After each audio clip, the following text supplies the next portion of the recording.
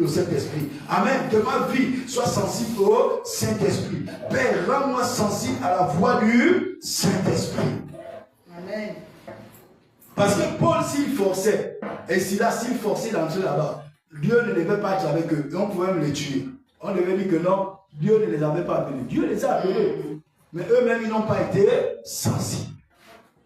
Alléluia. Amen. Troisième point, la sagesse prophétique. Pour comprendre les temps. Amen. La sagesse prophétique pour comprendre quoi les temps. On doit avoir la sagesse prophétique pour comprendre les temps. Il nous a dit que les fils d'Isaac avaient la sagesse. Ils avaient l'intelligence de la lecture du temps. Que la sagesse des fils d'Isaac en Christ Jésus soit, n'est-ce pas, notre partage. Que le Saint-Esprit en nous donne, n'est-ce pas, la capacité d'avoir la sagesse de lecture du temps. L'intelligence de la lecture du temps. 1 Chronique chapitre 12, le verset 32. Alléluia. Le quatrième point, et qui est le dernier, le clé, la quatrième clé, c'est la foi et la patience. Pour attendre le temps fixé de Dieu. La foi et la patience. Pour attendre le temps fixé par Dieu. On a Habakkuk chapitre 2, le verset 3. La foi et la patience pour attendre le temps fixé par Dieu. Il y a un temps, mon frère, ma soeur, fixé par Dieu. Mais tu dois avoir la foi et la patience. Frères et sœurs, la foi a son importance. Pourquoi la foi? Parce que la première chose que le diable a attaqué dans ta vie, c'est la foi.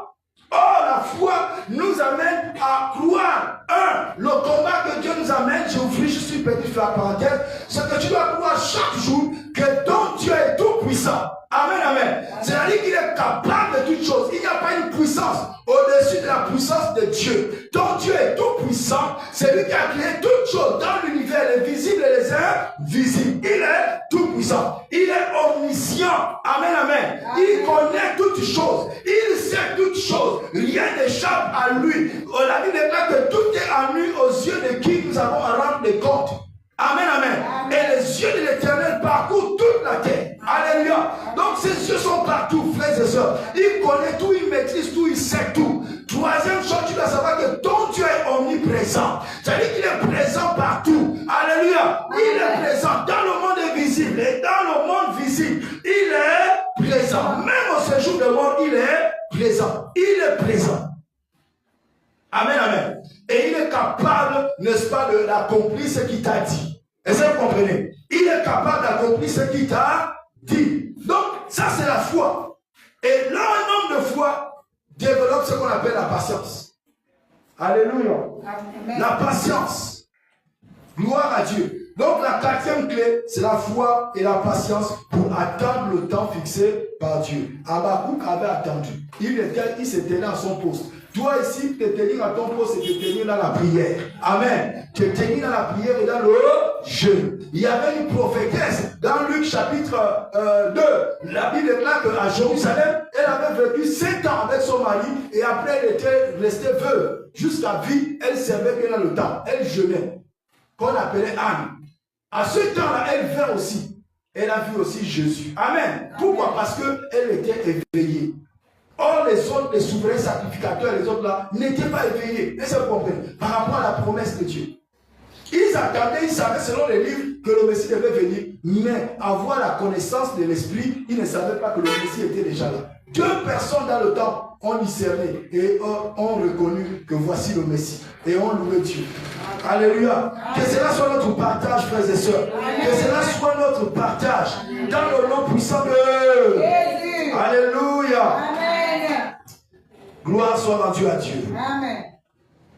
Frères et sœurs, tu dois comprendre que prophétiquement, Dieu t'appelle à te positionner dans son temps. Amen. Dieu t'appelle à se positionner dans son temps. Pas celui du monde. Est-ce que vous comprenez? Amen. Pas celui du monde. Dieu t'appelle à se positionner dans son temps. Pas celui du monde. Frère, le monde a son temps. Est-ce que vous comprenez? Voici pourquoi Paul dans Romains chapitre 12, il dit ne vous conformez pas au siècle présent. Ne vous conformez pas aux choses du monde, au système du monde, aux pensées du monde, mais conformez-vous au temps de Dieu, au temps prophétique de Dieu, au temps du calendrier de Dieu. Tu es peut-être arrivé à un moment clé de ton appel, de ta marche sur la terre, comme Esther. Est-ce que vous comprenez? Tu es peut-être arrivé, Dieu le sait, mais tu dois être comme Esther, veiller, prier, jeûner. Alléluia. Amen. Ne te décourage pas si les choses semblent tarder. Dieu agit au rendez-vous, au temps fixé par Dieu. Alléluia.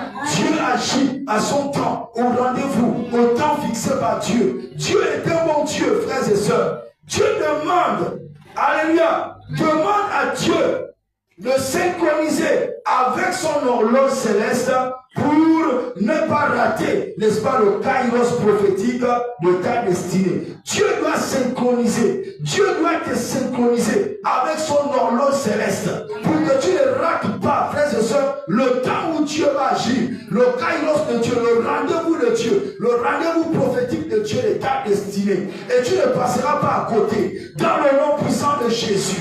Je voudrais qu'on se lève maintenant et on va prier. Lèvons-nous maintenant et prions. Lèvons-nous maintenant et prions.